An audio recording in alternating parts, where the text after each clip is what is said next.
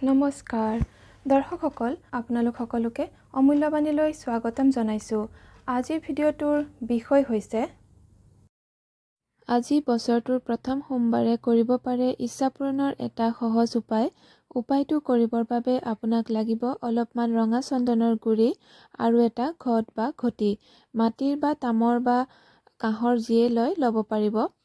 উপায়টো কৰিবৰ বাবে আপুনি যদি কোনো মহাদেৱৰ মন্দিৰত যাব পাৰে তেনেহ'লে বেছি ভাল হয়। উপায়টো যিকোনো সময়তে কৰিব পাৰিব। 5 দিন কৰিব লাগিব, মানে 5টা সোমবাৰে কৰিব লাগিব, মাজৰ কেইদিন কৰিব নালাগে। উপায়টো কৰিবৰ বাবে এই ঘটটোত ভৰ্তিকৈ পানী ভৰাব, তাতেই ৰঙা চন্দনৰ গুড়ি অলপমান মিহলাই দিব।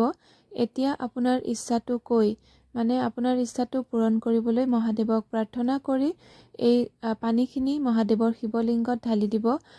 শিৱলিংগত জল কেনেকৈ ঢালিব লাগে মোৰ আগৰ ভিডিঅ'ত দিয়া আছে, দৰকাৰ হ'লে চাই ল'ব যদিহে নাজানে।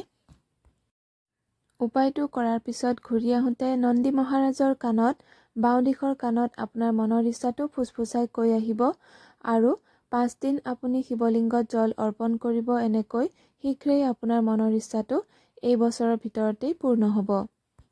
দৰ্শকসকল, আজিৰ ভিডিঅ'ৰ ইমানতে সামৰণি মাৰিছোঁ। ধন্যবাদ।